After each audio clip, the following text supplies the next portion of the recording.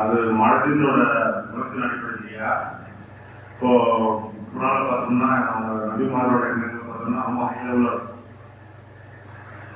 ரொம்ப ஹை லெவலாக இருக்கும். அவங்க எப்படி வாழ்றாங்க அந்த குணத்தின் அடிப்படையில் தான் எண்ணங்கள் அந்த எண்ணங்கள் தொடர்ச்சி வந்துட்டே இருக்கு, ஒவ்வொருத்தருக்கும் ஒவ்வொரு மாதிரி வந்துட்டே இருக்கு. அது எதனால எப்படி பண்ணிக்கிறது? எண்ணங்கள் எப்படி உருவாக கேள்வி. எண்ணம் தான் உருவாக்கப்படுது. எண்ணம் நம்முடைய தேவை, அது நமக்கு கொடுக்கப்படுது. ஒரு எண்ணம் நம்முடைய தேவையாக கொடுக்கப்படுது உள்ளத்திலிருந்து. நம்முடைய தேவை நம்முடைய உள்ளத்திலிருந்து வழிகாட்டக்கூடியதாக வருது. ஒரு எண்ணம் வருது. யார் படைத்தாரோ அது யார் படைத்தாரோ உயர்வான படைப்பாக மனித படைப்பு, அதன் அடிப்படையிலே நம்ம அவர்னு சொல்றோம். எவன் படைத்தானோன்னு சொல்ற காரணம் எது படைத்ததுன்னு சொல்லல அப்படின்னா, உயர்வானதை நம்ம மனித படைப்பாக இருக்கு, அதன் அடிப்படையில் தான் நம்ம சொல்றோம். அந்த படைப்பை குறிப்பிடுவதற்கான சொல் பற்றாக்குறை, போதாமை என எந்த எல்லா சொல்லும் படைத்தவனையே குறிக்கிறது. எண்ணம் நம்மை படைத்தவனிடமிருந்து வழிகாட்டுவதற்காக வழிகாட்டக்கூடியதான் எண்ணம். அந்த எண்ணத்தை நம்ம கவனிக்கிறதுக்கு மனசோட அமைதி தேவை. அகிலங்கள் அதன் காரணமாக அமைதியாக இருக்கு. அந்த அமைதியில இப்பதான் நம்முடைய ஐம்புலன்கள் வேலை செய்யும். நம்முடைய ஐம்புலன்கள் அந்த அமைதியில் ஒவ்வொன்றும் நமக்கு ஒரு எண்ணத்தை, நம்முடைய தேவையை அறிவிக்கக்கூடியதாக இருக்கு. அந்த எண்ணத்தில் நன்மையை தவிர இல்லை, வழிகாட்டுதலை தவிர இல்லை. வழிகாட்டுதல் சொன்னாலே நன்மை. இது எப்ப இது மாறுது அப்படின்னா, நாம் அதை மீறும் போது மாறுது. முதல் கேள்வி, எண்ணம் எங்கிருந்து உருவாகுது? எண்ணங்கள் எங்க உருவாகுதுன்னு கேட்டாங்க. எண்ணங்கள் இல்லை, எண்ணம் உருவாகுது. அந்த எண்ணத்தை நீங்கள் மறுத்தால் இப்ப ரெண்டு, இப்ப எண்ணங்கள் ஒன்று நமக்கு கொடுக்கப்பட்டது, இன்னொன்று நாம் மறுத்தது. இப்ப எண்ணங்கள் ஏற்றுக்கொள்ளும் போது ஒன்றுக்கு அந்த ஒன்றின் பக்கம் திரும்புங்கள். ஒன்றுல ஒரு பழக்கம் இல்லை. அப்ப எப்பொழுதுமே இறை வாக்கு வழிகாட்டக்கூடிய அந்த வாக்கு ஒன்றை நமக்கு தருகிறது. தெளிவாக நீங்கள் ஏற்றுக்கொள்ளாவிட்டால் நிர்பந்தம் இல்லை. தெளிவை நமக்கு அறிவித்து அந்த தெளிவை ஏற்றுக்கொள்ளுங்கள் என்பதுதான். மனிதனுக்கு மட்டும்தான் நீங்கள் ஏற்றுக்கொள்ளலாம் அல்லது மறுக்கலாம். அகிலங்களில் யாரும் அதற்கு வழங்கப்பட்ட அந்த எண்ணத்திற்கு அவை அடிபடையக்கூடியவையாக இருக்கின்றன. யாவும் வானவர் உட்பட அடிபணிதல் தான். சகலமும் ஒவ்வொரு அணுவும் அகிலங்களில் ஒவ்வொன்றும் அவற்றிற்கு இடப்பட்ட கட்டளையை ஏற்றுக்கொள்வதற்கு மட்டும்தான், மனிதனுக்கு மட்டும்தான் ஏற்றுக்கொள்ளலாம் அல்லது மறுக்கலாம். இப்பொழுது நம்மை போன்ற இன்னொரு படைப்பு இருக்கு. நமக்கு முந்தைய படைப்பு அரக்க படைப்பு, ஜின்கள், டெமன்ஸ் அப்படின்னா நீங்க சொல்றீங்க இல்லையா, அந்த படைப்பு நாம் பார்க்க முடியாத படைப்பு. அப்படின்னா யார் அப்படின்னா, அல்ல முற்றிலும் கெட்டதா அப்படின்னா கெட்டதில்லை. அந்த படைப்புக்கும் நமக்கும் உள்ள வித்தியாசம், நமக்கு உருவம் உண்டு, அவருக்கு உருவம் இல்லை. ஒரு பார்க்க முடியாத உருவம், நாம் பார்க்க முடியாது அந்த உருவம் அவற்றிற்கு. நம்மை போன்றே அவற்றிற்கும் ஏற்றுக்கொள்ளலாம், மறுக்கலாம். மறுக்கக்கூடியவை அவைகளைத்தான் நாம் செய்தான் அல்லது கெட்ட சக்தியாக நாம் பார்க்கிறோம். யார் மறுக்கின்றார்களோ, இப்போ அப்படி மறுக்கக்கூடிய அந்த தன்மை நமக்கு வரும்போது நாம் அவர்களுக்கு தோழராக மாறுகிறோம். அந்த இனத்தில் கெட்டவற்றிற்கு தோழர்களாக, நண்பராக நாம் மாறுகிறோம். இப்போதான் எண்ணங்கள் விளைகிறது. மறுக்கும் எண்ணம் அங்கிருந்து, என் அறிவில் நான் மறுக்கும் போது நான் அங்கே இணைந்து விடுகிறேன். ஏற்றுக்கொள்பவன் மறுப்பவன் ரெண்டு தான் மனித சமுதாயம். ஏற்றுக்கொள்பவன், நன்மையை ஏற்றுக்கொள்பவன், நன்மையை மறுப்பவன் ரெண்டே. தனக்கான நன்மையை ஏற்றுக்கொள்பவன், தனக்கான நன்மையை மறுப்பவன் ரெண்டு பேர். இப்ப மறுக்கும் போது அவர்கள் இன்னொரு இனத்தோடு சேர்ந்து விடுகிறார்கள். அவளை சைத்தான்கள் நீங்க சொல்றீங்க.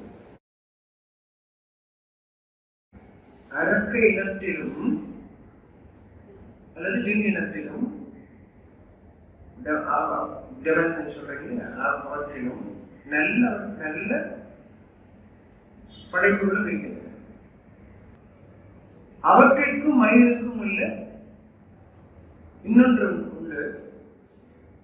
இருவருக்குமே, இரு படைப்புகளுக்குமே வேதம் ஒன்றுதான், புத்தகம் ஒன்றுதான். ரெண்டு படைப்புகளுக்குமே புத்தகம் ஒன்றுதான்.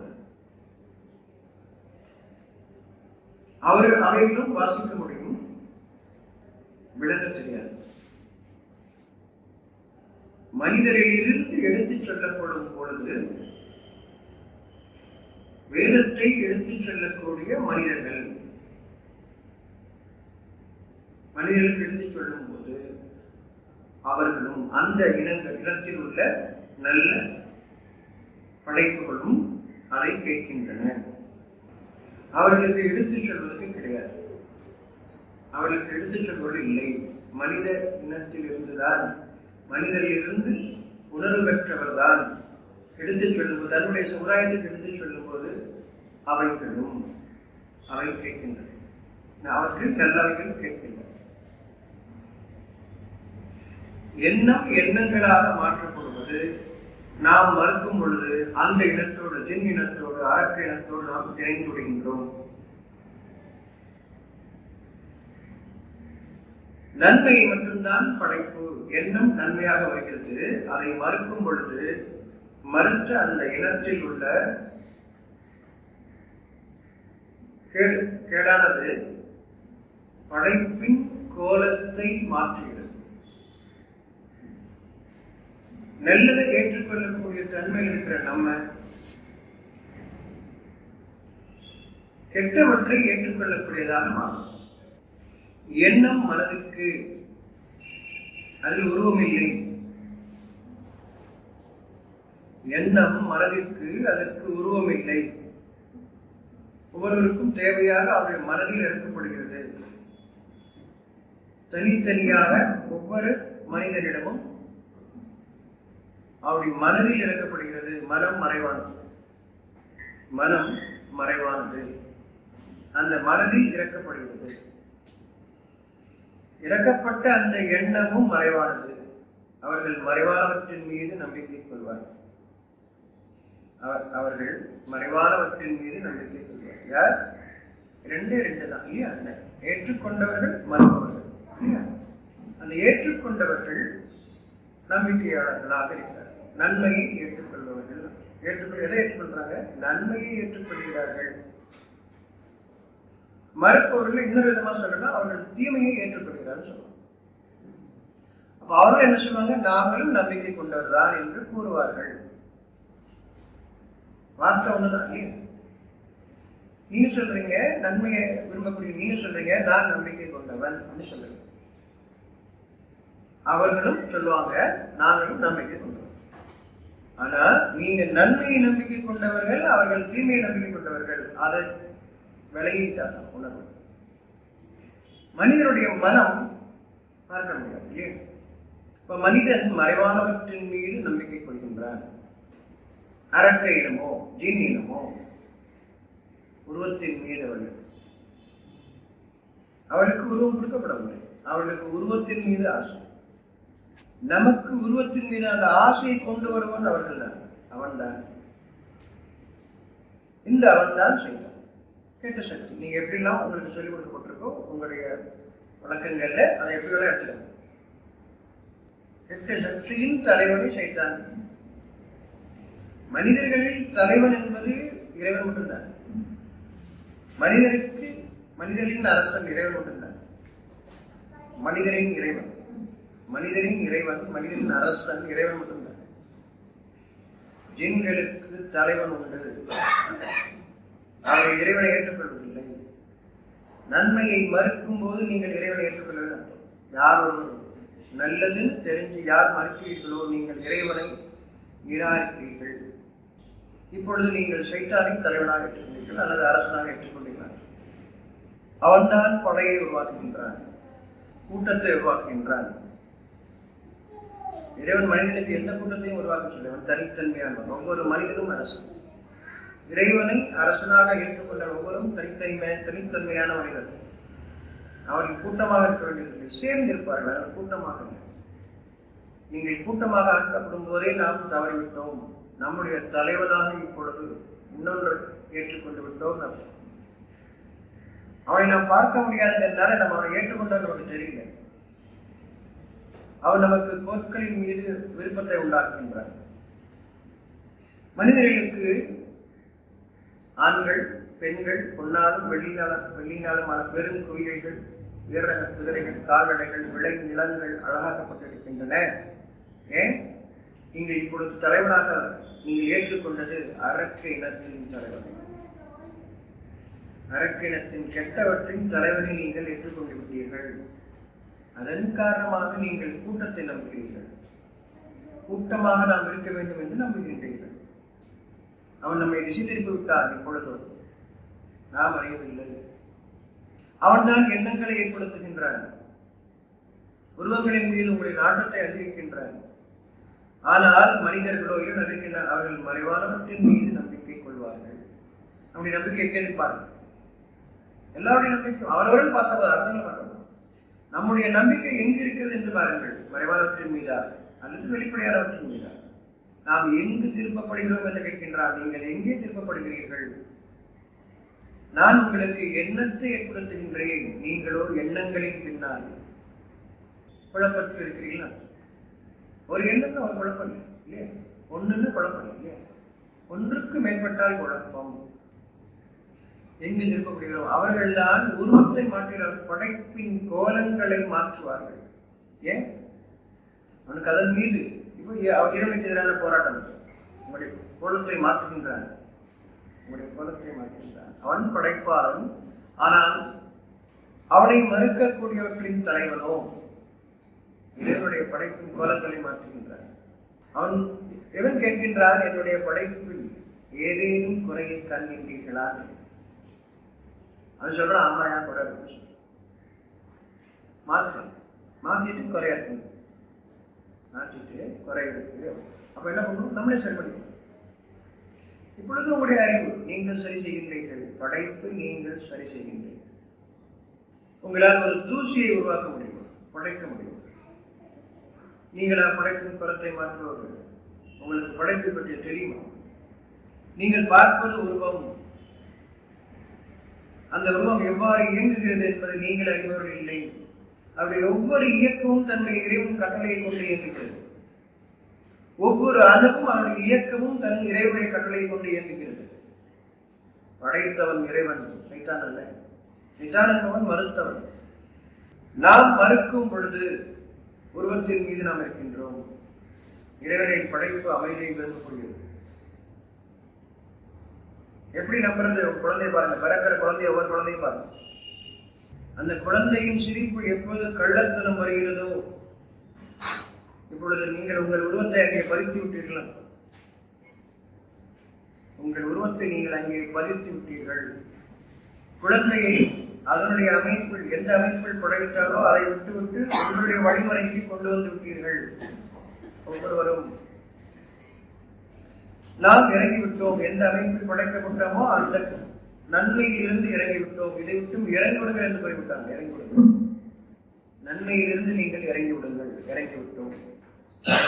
இப்பொழுது நீங்கள் துன்பத்தில் உழல்கின்றீர்கள். இன்பமும் துன்பமும் உங்களுக்கு மாறி மாறி, இறைவனுடைய கருணையை கொண்டு இன்பமும் நீங்கள் மறுப்பதன் காரணமாக துன்பமும் மாறி மாறி உங்களுக்கு ஒரு நிலையில் நான் என்ன செய்ய வேண்டும் என்று நீங்கள் ஒரு மூளையில் தள்ளப்படும் போது, ஒரு வழியில் மூளையில் தள்ளப்படும் போது ஒரு வழியில் எப்படி என்ன செய்ய தெரியலங்கும் போது இறைவனுடைய நற்செய்தியானது எண்ணமாக மீண்டும் உங்களுக்கு கொண்டு வருகின்றார். நேரடியாக மறைவிலிருந்து அல்லது உணர்வூட்டக்கூடிய ஒரு மனிதன் வாயிலாக உங்களுக்கு ஒரு செய்தியை கொண்டு வருகின்றார். யார் ஏற்றுக்கொள்கிறீர்களோ அவர்களுக்கு அறிவிக்கின்றான், கவலையும் இல்லை, பயம். அவர்கள் அதிலிருந்து விடுபட ஆரம்பிக்கின்றார்கள். ஒவ்வொன்றும் மறைவானது. மனிதனுடைய தேவை மறைவானது. அந்த மறைவானத்தை நோக்கி அவர்கள் வாழ்ந்து வரும் பொழுது அவர்கள் அறியாத விதத்தில் அவர்களை அவன் படைக்கின்றான். ஏன் அறியாத விதத்தில்? நீங்கள் அறிந்து கொண்டால் மறுபடியும் மாற்ற முயற்சி பண்ணுங்க. உங்களுக்கு தெரிஞ்சா அதை மாற்ற முயற்சி பண்ணுங்க. பிறந்த நடக்க ஆரம்பிக்கிற குழந்தைங்க நீங்க சேர்க்க மாட்டேங்கிறீங்க இல்லையா? அந்த குழந்தை சொல்லிச்சா சூடா இருக்கு விட்டு பாருங்க. எந்த உயிரினமாக காலை ஜெயில் போட்டு விடுறத செருப்பு போடக்கூடாது என்பதல்ல, நான் எப்படி மாற்றிக்கிட்டு விளங்கிக்கிறத காரணம். அந்த உடல், அந்த குழந்தையின் உடல் அதை தாங்கும். நம்ம போட்ட அறிவு கொண்டு சிமெண்ட்ல போடணும், தார் ரோட்ல போடணும், நீங்க போறீங்க இல்லையா? அதனால வரக்கூடிய அதிகப்படியான உஷ்ணம் அதை ஈர்த்துக் கொள்கிறது. மண்ணில் அப்படி இல்லை. சாதாரணமாக நாம் நடக்கக்கூடிய அந்த பகுதியில் அங்கே அந்த குழந்தை நடக்கும். உங்களில் சிலர் சிறு வயதில் அவ்வாறு நடந்திருப்பீர்கள். காந்த சுற்றுகள் இப்படி சில பேரை நீங்க பார்க்கலாம். எதற்காக என்றால் நம்முடைய தன்மை எந்த அமைப்பில் எவ்வளவு ஆற்றலுடன் படைக்கப்பட்டது அறிந்து கொள்வதற்காக, நம்ம சோதிக்கிறதுக்காக. நெல்ல கொதிக்கிற சூட்டை நடக்க வச்சு சொன்னது கரெக்டா? இது எல்லாம் அந்த அந்த எண்ணத்தை எல்லாம், அந்த எண்ணங்களை எல்லாம் கொண்டு வருவதற்கு உங்களை செய்தார். உங்களை விளங்க செய்வதற்காக ஒன்று அறிவிக்கும் பொழுது அதை மாற்றி, உங்களை மாற்றி விரோதமாக மாற்றுபவன் நமக்குள்ளே இருக்கின்றான். புரிஞ்சுக்க. சைத்தான்கள் வெளியே தேடுறீங்க, தனியா வருவாங்க தெரியல. இல்லை, உங்களுடைய அறிவு தான். உங்களுடைய அறிவு தான். அப்ப அந்த எண்ணம் எண்ணங்களாக நீங்கள் மறுக்கும் பொழுது இப்ப புரியல. எண்ணம் எண்ணங்கள் ஏன் மாறுது, ஏன் படைக்கும் கோலம் மாறுதுன்னா அவனுக்கு ஏன் மாறுதுன்னா அவனுக்கு குருவத்தின் மேல எனக்கு கொடுக்கப்படலை. இந்த படைப்புக்கு எனக்கு அப்புறம் படைக்கப்பட்ட அந்த மனித படைப்புக்கு கொடுக்கப்பட்டிருக்கு. அது அவனுக்கு போறாங்க. என்னிடம் இருந்தால் பெருமை, உங்களுக்கு கொடுக்கப்பட்டால் போறாங்க. என்னிடம் இருந்தால் பெருமை, உன்னிடம் இருந்தால் போறாங்க. இதை ஏற்படுத்துவன் அரக்கையினத்தின் தலைவன். அரக்கணத்தில் அந்த தலைவனை ஏற்றுக்கொள்ளாம இருக்காங்க. யார் ஒரு தலைவனை ஏற்றுக்கொள்ளவில்லையோ அவர்கள் இறைவனை ஏற்றுக்கொண்டார்கள். புரியுது? புரியுது? நமக்கு ஒரு தலைவன் வேண்டும் என்று நீங்கள் நினைத்தால் நீங்கள் இறைவனை ஏற்றுக்கொள்ளவில்லை. ஏனென்றால் இறைவன் இருக்கின்றான் மனிதரின் அரசன். மனிதரின் அரசன் இறைவன் மட்டும்தான். யாரெல்லாம் மனிதரின் தலைவனை தேடுகிறீர்களோ உங்கள் இறைவனை நீங்கள் விட்டுவிட்டீர்கள். இருப்பினும் அவன் உங்களை நீங்கள் விரும்பியதன் காரணமாக அனுமதிக்கின்றார். அப்பொழுதும் அவர்களை தேர்ந்தெடுப்பது அவனிடம் இருக்கிறது என்பதை விட்டுவிட்டு நானே தேர்ந்தெடுத்துக் கொள்கின்றேன் என்று கூறுகிறீர்கள். தேர்ந்தெடுத்தல் நம்மீது இருக்கிறது என்று இறைவன் கூறுகின்றான். நாங்களே தேர்ந்தெடுத்துக்கிறோம். ஒவ்வொரு முறையும் அவர் இறைவன் நமக்கு ஒரு அறிவை தரும் பொழுது, நல்ல அறிவை தரும் பொழுது நாம் மீண்டும் அதை மறுக்கக்கூடியவராக மாறினோம். நாளை பார்த்துக்கிறேன். அகிலங்களில் உள்ள யாவும் அமானியத்தை மறந்து விட்டன. மனிதன் அநியாயக்காரன், அமானியத்தை சுமந்து கொண்டார். அமானியம் என்ன? நீயே பொறுப்பேற்றுக்கிறியா கேட்கிறான். நான் ஏற்றுக்கிறேன், எனக்கு இதெல்லாம் கொடுத்துட்டு நான் பார்த்துக்கிறேன். அகிலங்கள் யாவும் பயந்தன, யாவும் பயந்தன. இல்லை இறைவனை நீ கட்டளையிடு, அதன்படி நாம் செய்யணும். மனிதன் மட்டும் அநியாயக்காரன். எனக்கு இதெல்லாம் கொடுத்துட்டு நான் பார்க்கிறேன். இவன் இணைந்து விட்டான் தன்னை தலைவனாக அல்லது அரக்கினத்தின் தலைவனை எடுத்துக்கொண்டால் நாம் இப்பொழுது மாறுபடுகிறது. அநியாயங்கள் யாவும் நாம் செய்துவிட்டு இறைவன் அநியாயக்காரன். உலகத்தில் எங்கேயா நீதி நடக்குது, நியாயம் நடக்குது பாருங்க, தெரியும். உங்க கையில கொடுத்துட்டான், அவன் கையில இல்லையே, உங்க கையில கொடுத்துட்டான். எல்லா யாவும் அவனை கட்டளைக்கு கீழ்படுகிறது. நீ மட்டும்தான் கீழ்படுகிறது. அகிலங்களில் ஒவ்வொரு அணுவும் அவன் இறைவனை கட்டளைக்கு கீழ்படுகிறது. என்ன கட்டளை? மனிதனின் விருப்பத்தை நீங்கள் செயல்படுத்துங்கள். மனிதனின் விருப்பத்தை நீங்கள் செயல்படுத்துங்கள். கெட்டதை விரும்பினீங்கன்னா அதான் நடக்கும், நல்லதை விரும்பினா நடக்கும்.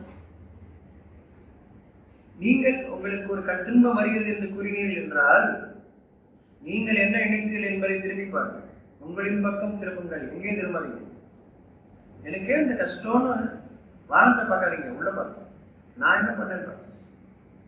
யாரோ என்ன அப்படின்னா நம்ம எல்லாரும் ரொம்ப நல்லவங்க நினைச்சிட்டு இருக்கோம். நம்ம எல்லாரும் அவங்கவுங்கள என்னைய போல நல்லவங்க யாருமே இல்லை. என்னையெல்லாம் எல்லாரும் ஈஸியா ஏமாத்திடுவாங்க. நான் அவ்வளவு நல்லவன். ஒவ்வொருத்தரும் தன்னை மிக நல்லவர்களாக, மிக நல்லவருக்கு ஏன் கஷ்டம் வருது? ஏன் வருது? என்ன சொல்ல வர்றீங்க? அப்போ நெல் விதைச்சேன், அங்கே போய் பார்த்தா முள்செடி முளைச்சிருக்கு. அப்படியே சொல்லுவாங்க. அப்படியே முளைக்குது. விதைச்சதானே முளைக்கும் இல்லையா? ஆனா நம்ம தான் ஏற்றுக்க மாட்டோம். அடுத்தவனுக்கு விளைஞ்சா அது கரெக்டா வந்தாலும் அதை தான் விளைச்சிருப்பான், அதனால வந்துருக்கு. நமக்கு வந்தா அப்படிலாம் கிடையாது. நம்ம நல்லதான் செஞ்சேன், எனக்கு கஷ்டம் வந்துச்சு, கடவுள் தண்டிச்சாருங்க. இதெல்லாம் சொல்லித்தரது யாரு? யாரும் சொல்லுவோம். ஒத்துக்க, அவளை விட்டுறேன் இல்லையா? முதல்ல ஒத்துக்க, செஞ்சதை ஒத்துக்க. நான் ஒத்துக்கவே மாட்டேன். நான் பிடிச்சது 3 காலம் தான் நினைக்கிட்டே இருக்கேன் இல்லையா?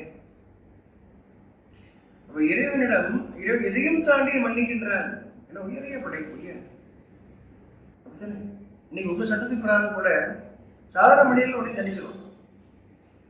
அங்கே அதிகாரம் மிக்கவன், செல்வம் மிக்கவன், அவனுக்கு தண்டனை கிடையாது.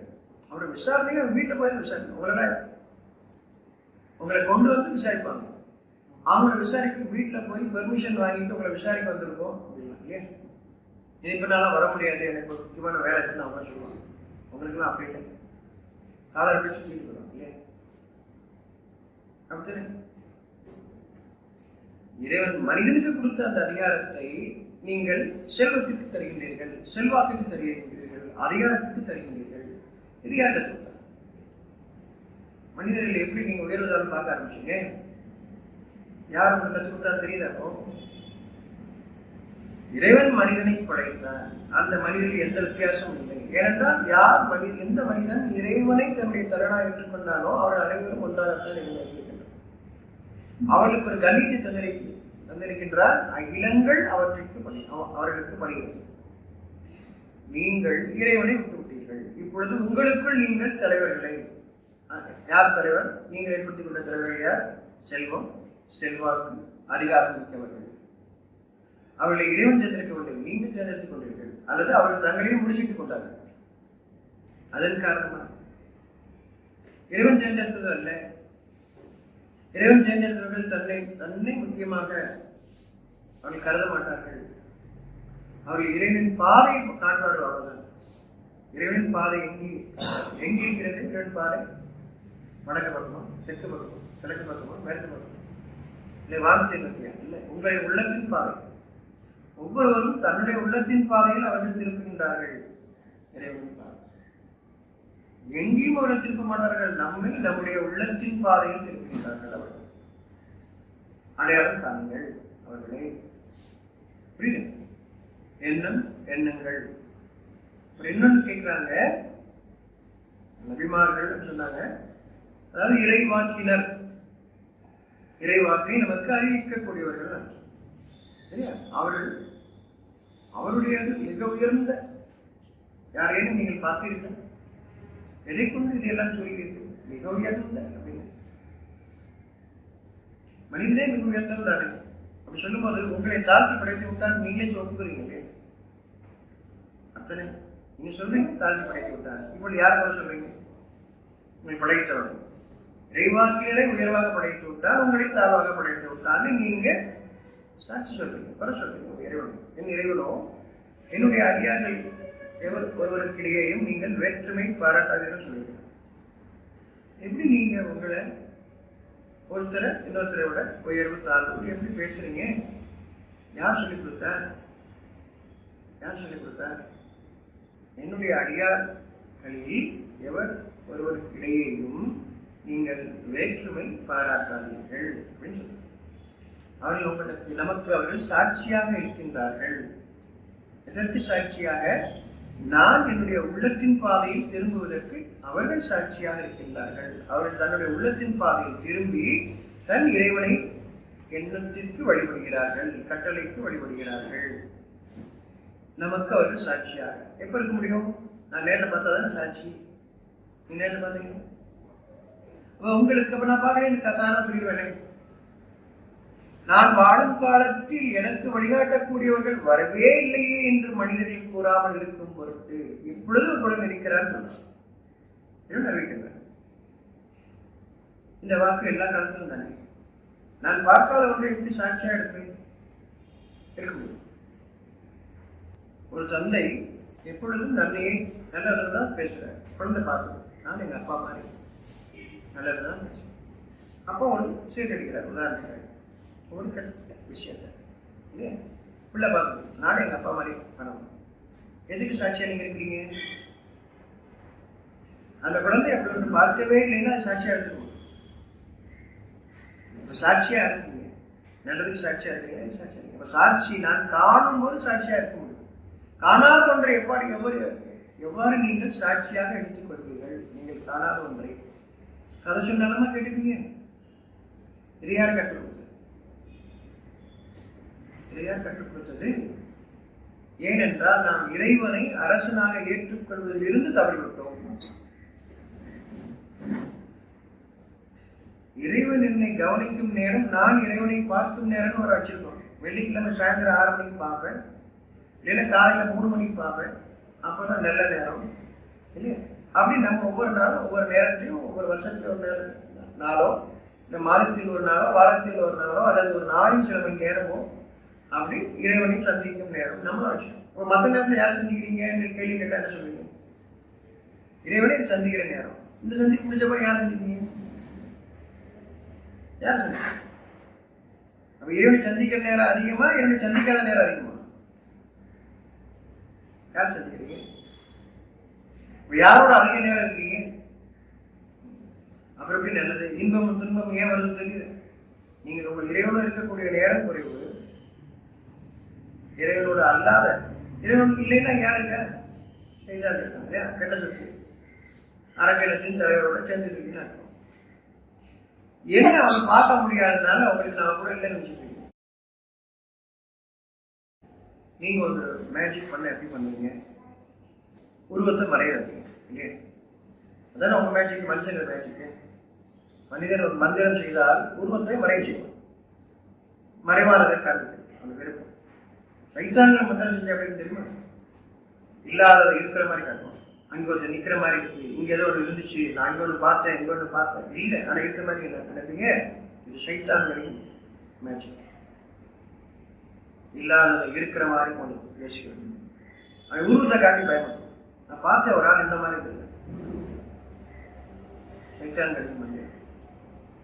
அவர்கள் உருவத்தின் மீது ஆசை, மனிதனுக்கு இறைவன் மறைவானத்தின் மீது அறிவித்திருக்கின்றார். அவர்கள் மறைவானவற்றின் மீது நம்பிக்கை கொள்வார்கள். அப்படின்னா கெட்டது இல்லை, நல்லது. மனிதர்களுடைய விருப்பம் எல்லாம் நன்மையை தவிர இறைவன் தந்தது. நீங்கள் மறுத்தால் வேறொன்றாக ஆகிவிட்டீர்கள், இன்னொன்றாக நீங்கள் ஆகிவிட்டீர்கள், அந்த கூட்டத்தோடு சேர்ந்து விட்டீர்கள் அர்த்தம். இப்ப அதிலிருந்து தப்பிக்கிறீங்க என்ன போடுறீங்க? நீங்களே ஒரு பச்சை குத்திக்கிறீங்க, இல்லைன்னா போட்டு போட்டுக்கிறீங்க, நாங்கள்லாம் நல்லவர்கள் ஒரு பேர் வச்சுக்கிறீங்க. அதுக்கு உதாரணம் நல்லவர்கள். அவருக்கு போர்டை போட்டுக்கிட்டா நீங்க நல்லவர்கள் கூட்டத்தில் வந்துட்டு தான் அடிச்சுக்கிறீங்க. புரியுது? அது நல்லவர்களுக்கு மேலே நீங்க என்ன பேர் வச்சுக்கலாம்? ஜாதி பேர் வச்சுக்கலாம், மத பேர் வச்சுக்கலாம், எது வேலை வச்சுக்கலாம், ஏதோ ஒரு அமைப்பு பேர் கூட வச்சுக்கலாம். ஒரு அமைப்பு பேர் வைக்கிறேன் என்ன அர்த்தம்? நல்லவர்கள் சொல்ல வரீங்க, அதான் அர்த்தம். நான் அப்படி இல்லை, ஆனால் போர்டு மட்டும் கொடுக்குறேன். வீட்டில் அமைதியில் சண்டை செஞ்சிருவேன், வீட்டுக்கு பேர் அமைதி, அமைதி இல்லை போட்டாச்சு. அது அமைதியில் இருக்கிறாங்க கேட்கிறாங்க, ஒரே அமைதி இருக்கு.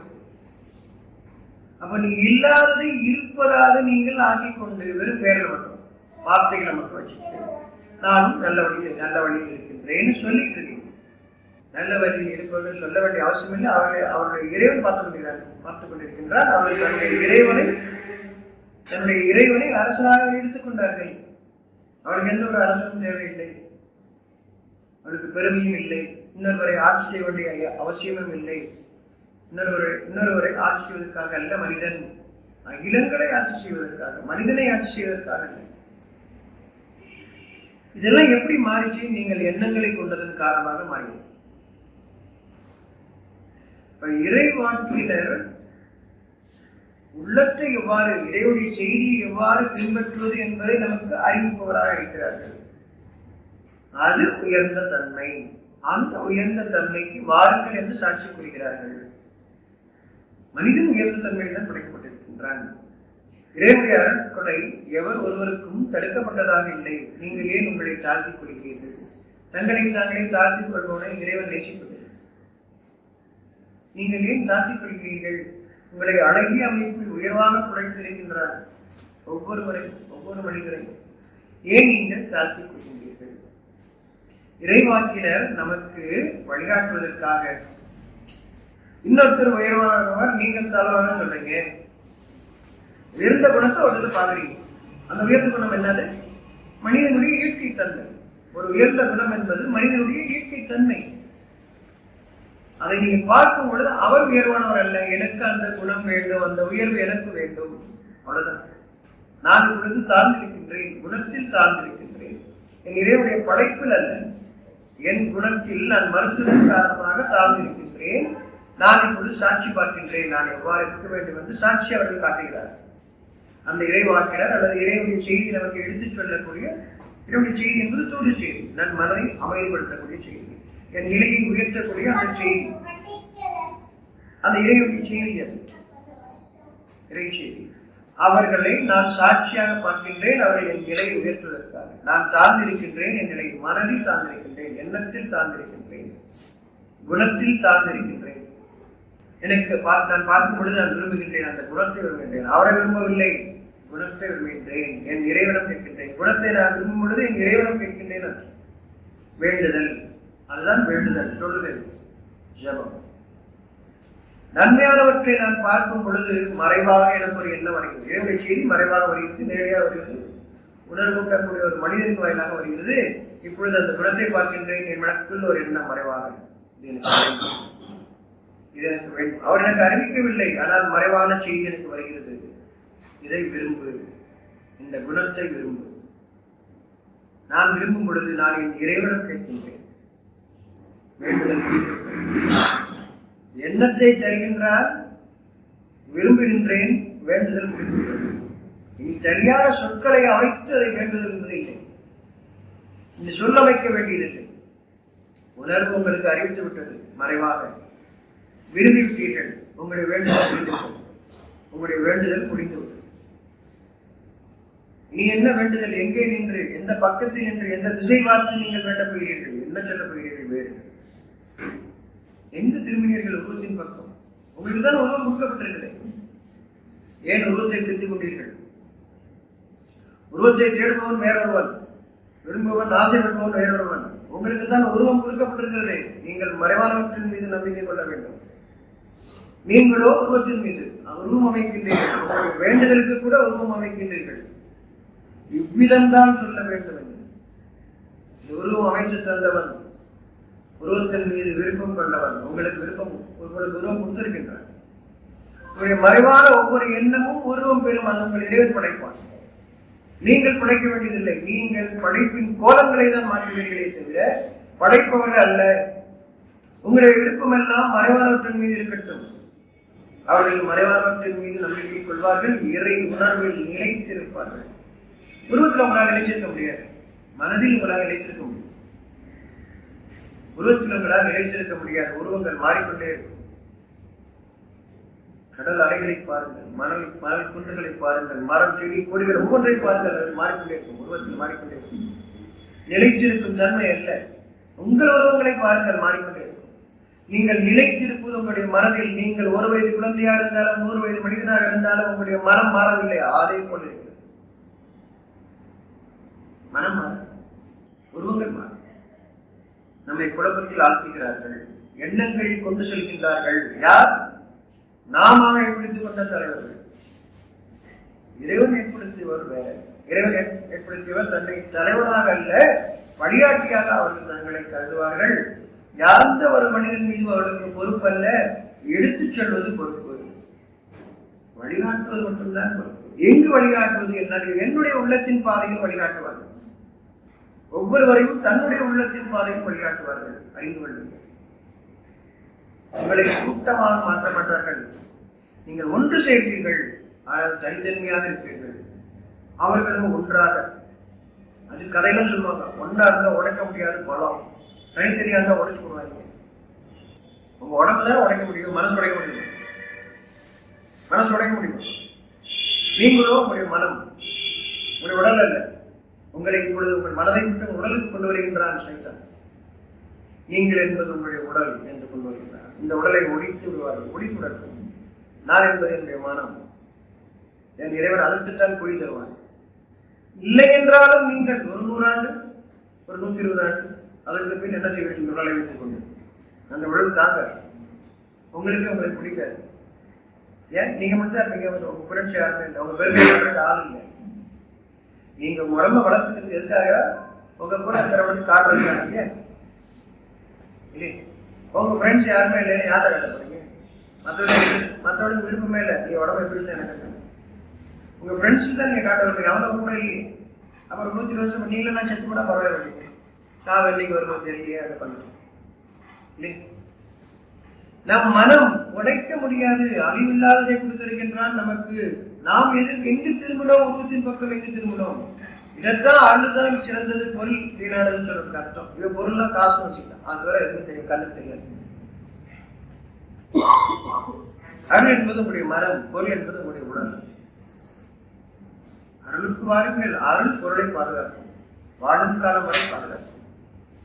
பொருள் இயங்க வேண்டும், பொருள் இயங்க வேண்டும். அருளின் இயக்கம் பொருளை இயக்குவது, அருள் இயக்கம் பொருளை இயக்குவது. அருள் இயங்கக்கூடாது, அருள் இயக்கமே பொருளை இயக்குவது. மனம் அமைதியுடன் இருக்க வேண்டும், உடைய உடல் இயங்க வேண்டும். இல்லைன்னா நோய், இல்லைன்னா நோய். எல்லாரும் சம்பாதிச்சு உட்காந்து சாப்பிடுறீங்க, உட்காந்து சாப்பிட்டு எப்ப அது என்ன வந்துச்சு அப்படி நீ சாக ஆரம்பிச்சிட்டீங்கன்னு அர்த்தம். உட்காந்து சாப்பிடணும் என்ன வரும்போது நீ சாக ஆரம்பிச்சிட்டீங்க. மனிதன் உடல் எப்படி இருக்குன்னா, வண்டியில பெட்ரோல் போட்டு ஓடிக்கிட்டே இருக்கு, பெட்ரோல் தெரிஞ்சு வண்டி நின்றுச்சு, வண்டி பெர்ஃபெக்ட் கண்டிஷன்ல இருக்கு, பெட்ரோல் இல்லை நின்றுச்சு, அப்படி இருக்கும் சாப்பிட்டு. இப்ப பெட்ரோலா இருக்குதான் செய்யுது, வண்டி இங்க பிஞ்சு அங்கே பிஞ்சு, டயர் பிஞ்சு, என்ஜின் பிஞ்சு, கண்ணாடி பிஞ்சு, வைப்பர் பிஞ்சு, அப்படி போய் நிற்கு. பெட்ரோல் இருக்குதான் செய்யுது இன்னும் ஃபுல்லா, ஆனால் வண்டி போகல, நகர மாட்டேங்குது. நல்ல வண்டி இருக்கு, தூக்க வேண்டி இருக்கு, பிரண்டி போட வேண்டி இருக்கு, அந்த மாதிரி ஆயிடுச்சு இல்லையே. ஏன் அருளை நம்ப வேண்டிய நாம் பொருளை நம்பினோம். இவன் கேள்வி கேட்கிறான், பொருளை நம்பதான் என்ன சோறு படிக்க போனது என்னன்னு சொல்ல அர்த்தம் விளங்கலை, என்ன சொல்லிக் கொடுக்கறதுக்கு அர்த்தம் தெரியல. அருளை என்ன பொருள் என்ன சொல்ல தெரியல. அவனுக்கு வேதம் இல்லை, வேதம் அவர்களுக்கு வழிகாட்டவில்லை.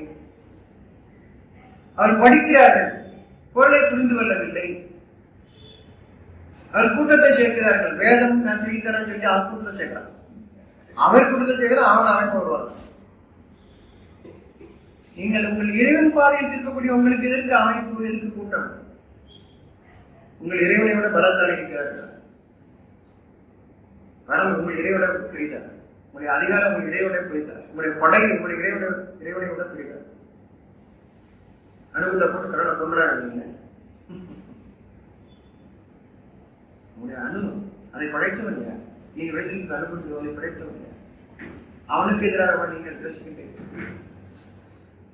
அதை உங்களிடமே வைத்துக் கொண்டு அதை வெடிக்க செய்வான் அவன். அர்த்தம், உங்கள் இறைவனை நீங்கள் நிகழ்க்க முடியாது. இறைவனை நீங்கள் நிகழ்க்க முடியாது. உங்களை படைத்தவன், சகலத்தையும் படைத்தவன். வீச்சில்லாத எண்ணத்தை யார் கொண்டு வர்றா? யார் கொண்டு வர்ற?